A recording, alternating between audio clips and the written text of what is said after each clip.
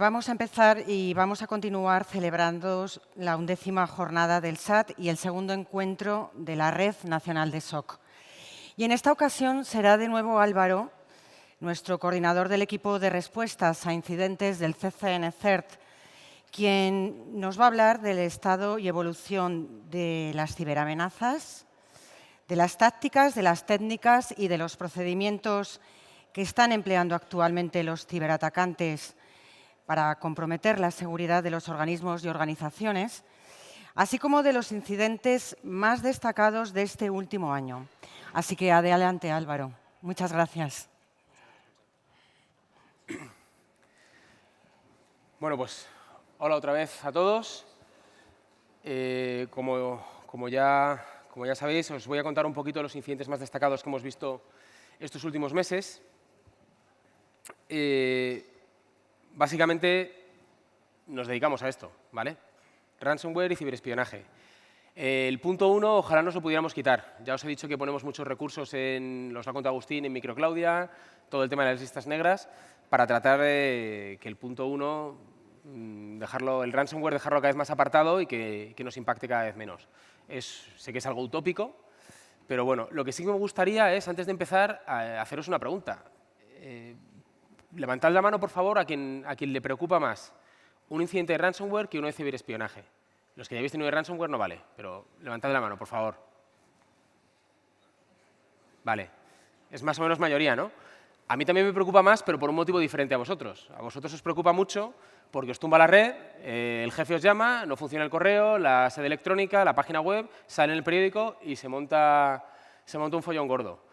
A nosotros nos preocupa mucho también porque nos rompe por completo todo. Es decir, un ransomware, ya lo hemos dicho muchas veces, hacemos de bomberos. Llegamos allí, pues cuando la casa ya está ardiendo o ha ardido, y encima nos rompe toda la planificación. Nuestro trabajo del día a día salta por los aires, lo abandonamos todo y vamos corriendo. Entonces, pues sinceramente, preferimos los casos de ciberespionaje, porque nosotros ahí marcamos el ritmo. Sabéis que la actuación no es igual, la respuesta no es igual, y bueno, pues en ciberespionaje nosotros podemos ir llevando la investigación poco a poco, vamos marcando las acciones que tenemos que ir acometiendo, qué tiene que ir haciendo el organismo. Sin embargo, en un caso de ransomware todo tiene que ser ya y todo tiene que funcionar ya. Entonces, es lógico que os preocupe más, ¿vale? A nosotros podemos decir que no nos preocupa más, pero nos fastidia más. Podemos dejarlo ahí. Bueno, el año pasado, en la presentación que hice en las jornadas, lo he comentado antes, también, os acordáis que os puse este ejemplo, ¿no? Somos como una especie de equipo de fútbol. Todas nuestras soluciones son un equipo de fútbol y nada más acabar aquella presentación, se me acercó Raúl Siles y me dijo, oye Álvaro, ¿te has dejado al portero? Y dije, pues la verdad es que sí, no hay portero, pero el portero, os lo he dicho antes de otra manera y os lo digo ahora, el portero sois vosotros, ¿vale? Nosotros todas esas herramientas que ponemos, se trata de ayudaros, ¿no? Todo el equipo tiene que defender para que no le metan gol al portero, pues el portero sois vosotros, ¿de acuerdo? Entonces, tenedlo en cuenta, nosotros os ponemos todo eso, pero cuando llegue un penalti el que lo tiene que parar sois vosotros, ¿vale? Entonces, bueno, esta es un poco la idea. Y bueno, siguiendo con las jornadas, el año pasado, pues acaban las jornadas, qué bien, ¿no? Puente de diciembre, vacaciones de Navidad, para nosotros las jornadas además marcan un poquito como el final del año. Pues bueno, no fue así exactamente, ¿vale? A pesar de tener Microclaudia desplegado en muchísimas máquinas, inmediatamente después de las jornadas detectamos un caso de PISA, del grupo de ransomware PISA, por suerte justo antes del cifrado, y os hablaré luego de este caso porque les hicimos bastante pupa. Y acto seguido, Ayuntamiento de Leganés, cifrado, aquí un fuego de los gordos, hay que ir allí, hay que apoyar, hay que estar allí hasta que todo funcione, todo el tema político que se mete por en medio os podéis imaginar lo que es. Acto seguido, cuando todavía estamos con el tema de Leganés, el sistema de salud del Principado de Asturias es víctima del ransomware hype. Una vez más, pues presión por todos lados, fuego. Además, acordaros que en estas fechas era todo el tema de la ola de Omicron. Entonces, claro, el tema de la notificación de positivos y datos de seguimiento de la pandemia era algo importantísimo, era algo fundamental y justo nos pilló en ese momento. Por si esto fuera poco, daos cuenta que todavía no nos hemos ido ni de vacaciones. Bueno, pues en mitad de todo esto y en mitad de las vacaciones, IB Salud una vez más, conseguimos detectar al grupo PISA, lo consiguieron ellos con un SOC que tenían, un SOC pequeñito, pero una vez más insistimos en la necesidad de tener equipos dedicados de seguridad y en este caso un SOC funcional. Detectaron la intrusión una vez más del grupo PISA, que llevamos 2. Espero que a la tercera que se cuelen en algún sitio no lo consigan, pero bueno, de momento les vamos ganando 2-0, ¿vale? Y bueno, os podéis imaginar, esto es solo diciembre, como os he dicho, desde el puente de diciembre hasta finales de año nos encontramos con esto. A la vuelta de las vacaciones, pues más de lo mismo, otro ayuntamiento con el ransomware hype y desde enero hasta ahora, pues no recuerdo ya los casos que hemos tenido en ayuntamientos, en universidades, en distintas organizaciones públicas, hemos tenido muchísimos casos. Os lo he dicho con las listas negras en la presentación de Reyes, por favor, aplicadlas. Se nos cae el alma a los pies cuando en uno de estos casos vemos que la infraestructura que han utilizado la tenemos en la lista negra. Cuando nos dicen, no, hemos visto una IP rara de no sé dónde que ha contactado, y la buscamos y efectivamente está en la lista negra desde hace un mes. Otra cosa más, Microclaudia, os lo ha contado Agustín. Microclaudia es una solución que funciona muy bien, de verdad, y obviamente, probablemente todas las herramientas que utilizan estos grupos no las tenemos mapeadas, pero hacemos un esfuerzo muy grande por tenerlo más o menos controlado y hay muchos casos que se hubieran parado simplemente desplegando Microclaudia. De hecho, sabéis que tenemos casos en los que gran parte del parque no se había afectado porque tenía Microclaudia, pero como otra parte no se había instalado, ha hecho polvo al organismo, ¿de acuerdo? Entonces, lo que os digo, son soluciones que tenéis a vuestra disposición. Una vez más, insisto, hay que mirar las alertas. Si yo despliego Microclaudia y me empiezan a saltar alertas de un PSExec o un Nmap en mi red y no le hago ni caso y no me molesto en ver cómo demonios está eso ahí y quién lo está haciendo, pues tarde o temprano me la van a clavar. Las listas negras lo mismo. Si me intentan entrar desde un nodo que tengan contratado de una VPN o de un servidor dedicado y no pueden acceder a mi red porque mi firewall lo bloquea, lo tienen tan fácil como moverse a otro servidor que no esté en lista negra y en ese momento pueden entrar. Entonces, de verdad, las alertas hay que investigarlas. Y son herramientas muy poderosas para protegernos de este tipo de ataques. ¿De qué caso vamos a hablar? Pues vamos a hablar de uno de los primeros que tuvimos, lo que os comentaba antes. Se pudo detectar la actividad del grupo PISA justo antes de que lanzara todo el tema del cifrado. ¿Esta gente quién es? Bueno, pues ha sido un grupo muy activo en 2021, centrado fundamentalmente en lo que tenéis en pantalla, en el sector educativo, en gobiernos locales, ayuntamientos, organizaciones gubernamentales no muy grandes, el sector salud y en empresas. De hecho, en el sector salud, ya os lo he comentado antes, tuvimos el caso de Baleares, que fue poco después de este caso. Este grupo ha sido muy activo, ha hecho muchísimo daño y, bueno, ha centrado la atención de organismos internacionales. Por ejemplo, nuestros colegas del CERT francés publicaron un informe sobre una campaña que hubo a finales de año que ellos detectaron, publicaron un informe, hicieron públicos los indicadores, los TTPs, para que todo el mundo pudiera responder a este tipo de incidentes o protegerse frente a ellos, y provocó incluso que el FBI sacara una alerta flash de estas que lanzan, instando a la gente a incrementar la protección, dando recomendaciones de seguridad desde el directorio activo hasta temas de seguridad perimetral, permisos de usuarios, hablando un poco de todo, ¿de acuerdo? Entonces es un grupo muy activo, es un grupo que además estos, aparte de cifrar, estos roban información, son muy buenos y tienen varias vías de hacerlo. Y bueno, si no os preocupa el ransomware, igual os preocupa que os saquen los datos de la sede electrónica, tenedlo en cuenta, ¿vale? O sea, esto cada vez lo hacen más grupos, pero estos en concreto viven prácticamente de ello. ¿Qué ocurrió? Bueno, pues que en un organismo, en diciembre, les detectamos justo antes del cifrado. Toda la actividad de movimiento lateral, empezamos a investigar y vimos que estaban utilizando, pues lo que tenéis ahí, herramientas típicas de reconocimiento como el Advanced Port Scanner o Nmap. Es decir, vimos toda la fase de reconocimiento interno de la red una vez habían entrado, y luego ya para hacer movimiento lateral, pues también los sospechosos habituales, Netcat, el Chachirat, SystemBC, todo ese conjunto de herramientas que, como os digo, intentamos mapear para poder hacer vacunas en Claudia.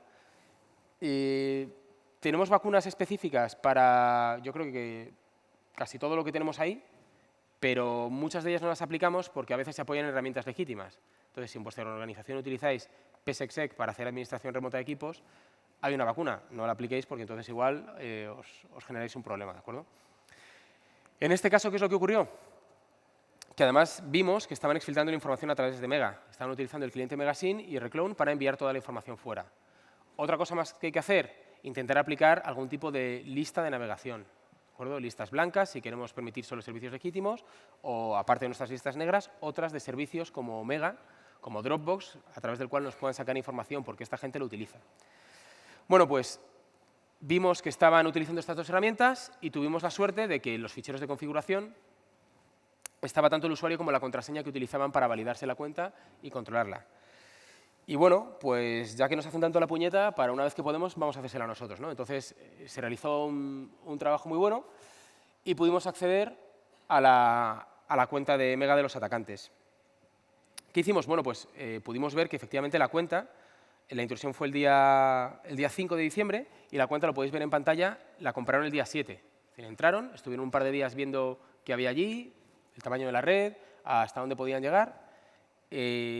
Poco tiempo después dijeron, bueno, pues merece la pena, vamos a sacarles la información y les vamos a extorsionar. Entonces, les robaron la información mediante Mega. Podéis ver también el coste que tiene para los atacantes, son apenas 10 euros.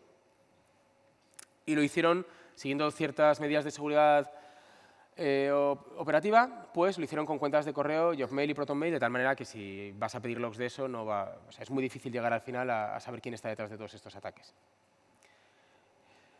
¿Qué pudimos ver? Pues pudimos ver que habían accedido de distintas IPs. Todas esas IPs de España que veis ahí son las IPs de la víctima, es decir, las máquinas de la víctima que habían estado contactando y subiendo la información, y luego otras IPs que habían utilizado ellos pues, para hacer todo el tema de poner a punto la cuenta, acceder de vez en cuando para ver que estaba subiendo la información.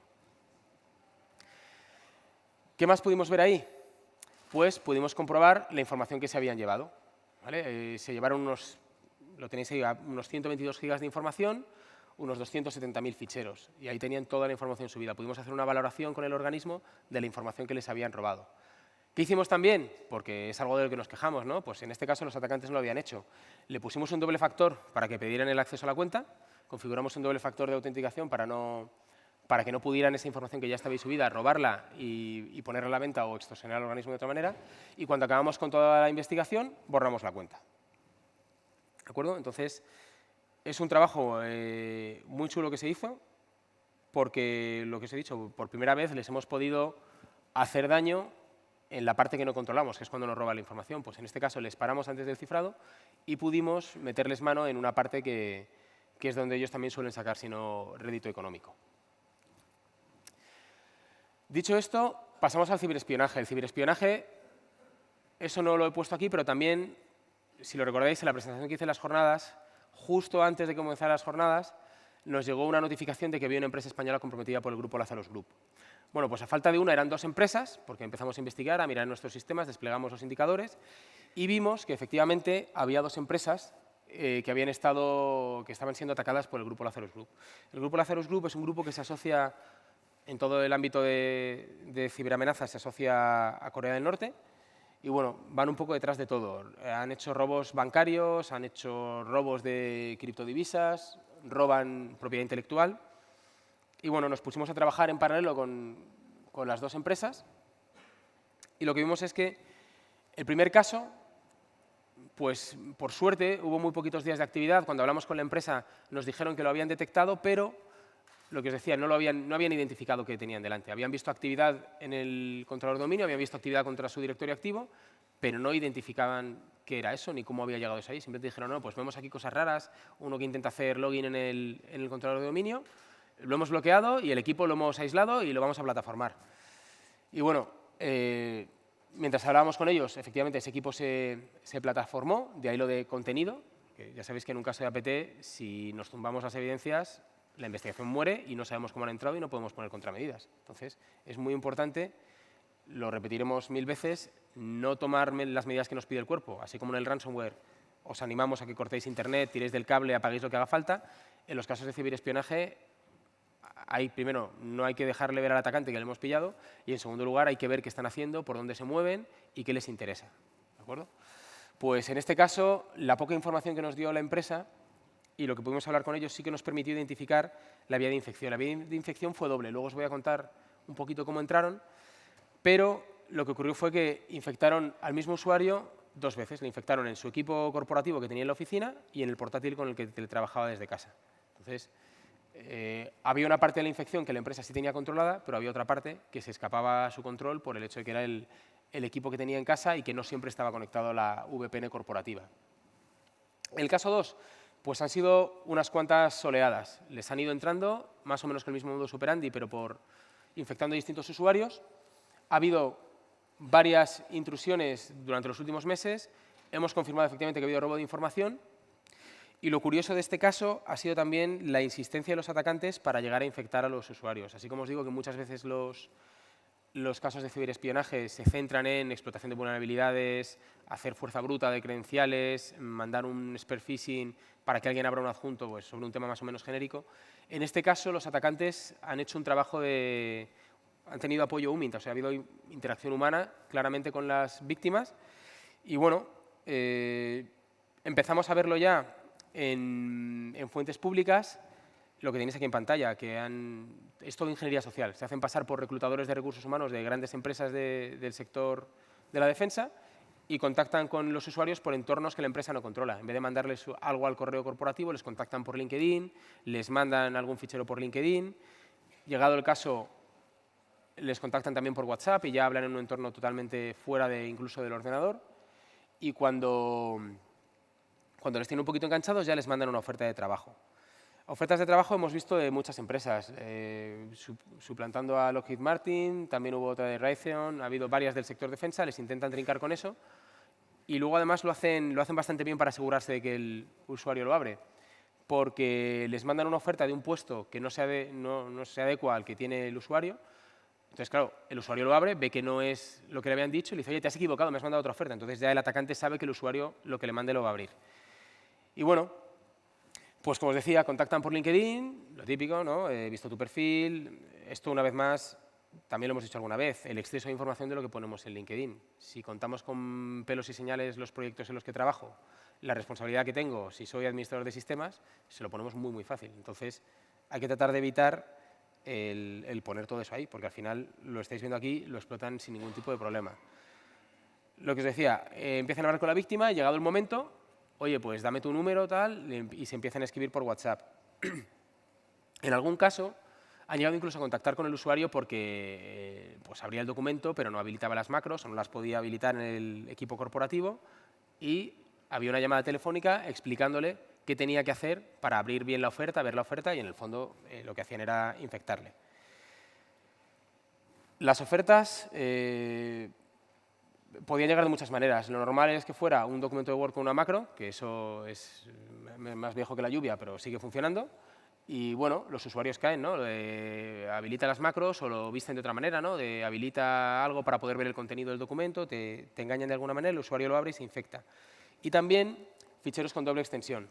Le ponen pdf.exe y confían, o en muchos casos el usuario tiene oculta la extensión de los documentos. Si le ponemos un icono que sea igual que el de PDF, el usuario lo normal es que lo abra y pique. ¿Qué pinta tenía todo esto? Bueno, pues las ofertas suelen tener esta pinta, ¿no? Lo podéis ver aquí, este documento ha sido protegido, tienes que habilitar contenido, bueno, pues con eso lo que hace el usuario es infectarse. Luego tiene cierta guasa, porque algunas de estas ofertas falsas que mandan son unos sueldos disparatados, entonces, vamos, si a mí me contactan por LinkedIn y me mandan una oferta de esas, yo sospecharía, porque me parece que en una de ellas ofrecían, no sé si era 600 y pico mil dólares al año, a alguien que iba a ser director de ventas o algo de eso, o menos, ¿no? Ni siquiera era account manager, o sea, gerente de cuenta y le ofrecían unos salarios totalmente desorbitados. Bueno, pues esto es lo que hacen, esto funciona, lo utilizan, como podéis ver, tanto la gente de ciberespionaje como los grupos de ransomware. Las facturas falsas o las multas falsas de la DGT que llegan no es más que esto, ¿vale? Es hacer algo que el usuario le llame la atención para que el usuario pique.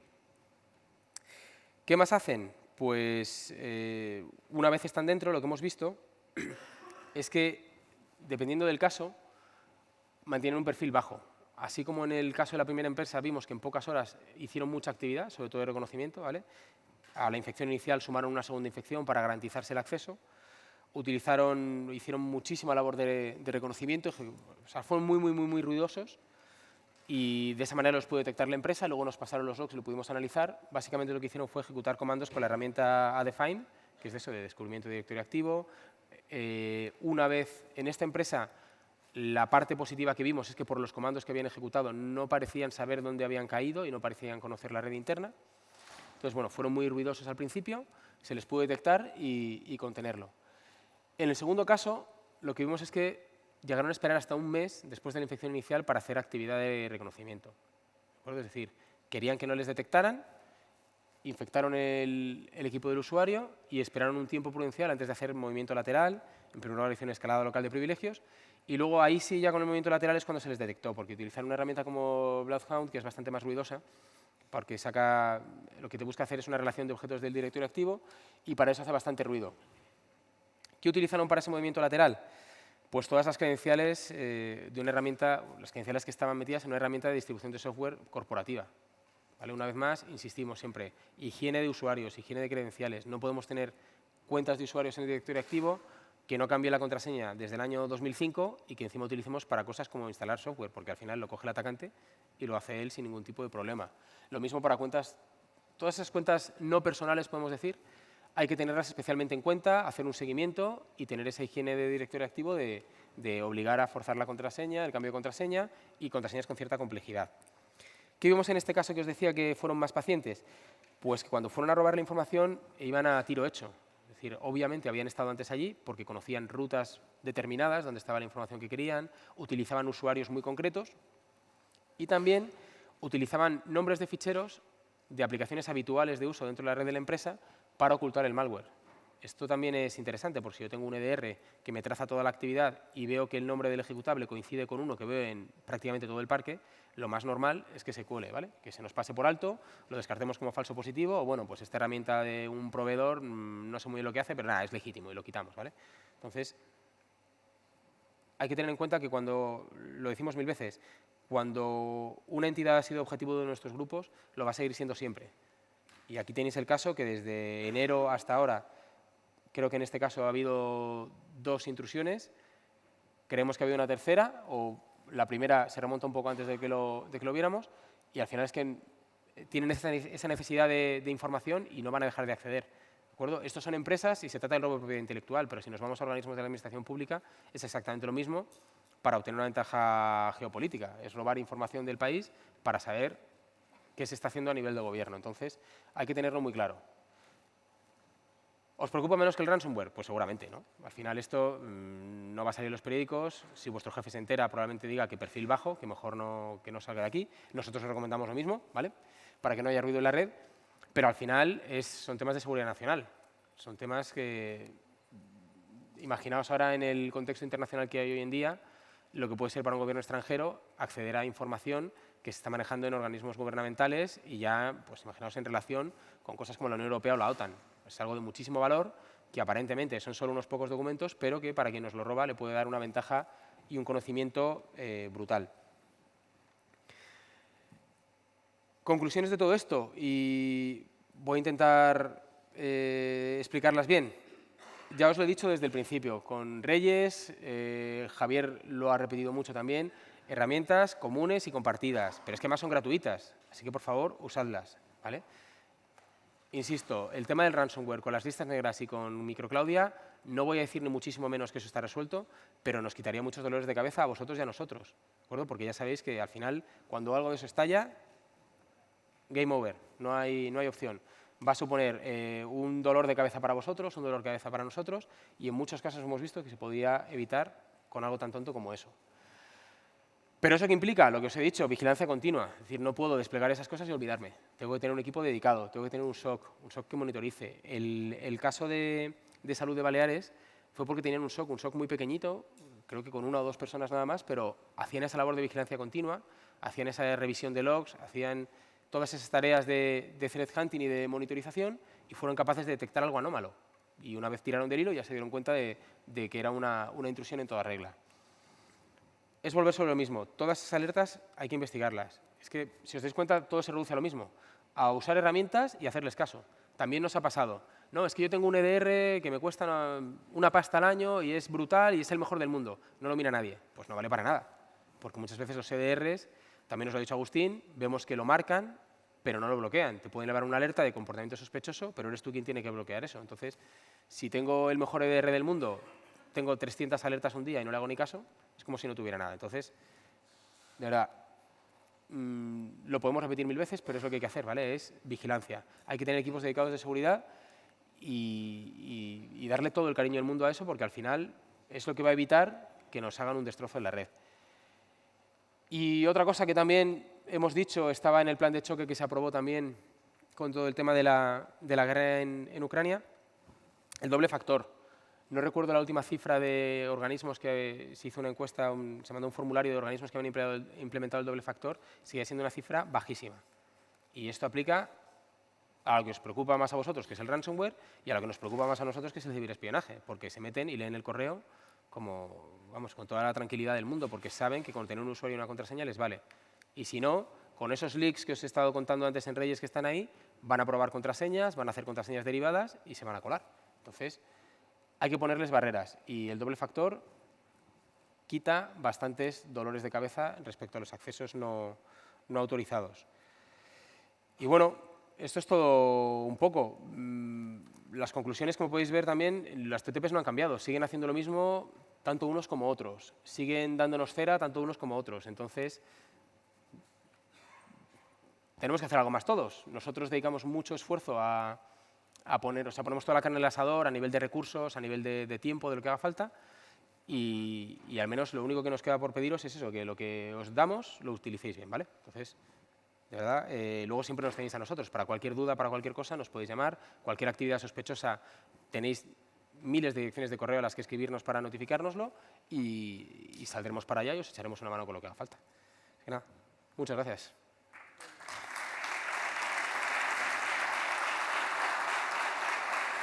Álvaro, qué práctica y qué gráfica tu exposición, la verdad que increíble.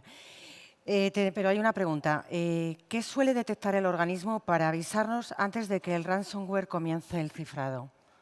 Normalmente es el movimiento lateral, cuando el atacante se está moviendo por la red, antes de lanzar el ransomware y hacer el cifrado de toda la red, tienen que moverse de la máquina por la que han entrado, tienen que llegar a tener credenciales de administrador, entonces todo eso, si tenemos un sistema, tenemos las alertas adecuadas activadas, se puede detectar y en la mayoría de los casos es así como se detecta actividad sospechosa de cuentas que están iniciando sesión donde no deberían, de cuentas que inician sesión a horas a las que no deberían iniciar sesión, y es con eso con lo que ya podemos tirar del hilo y detectar esa actividad dañina.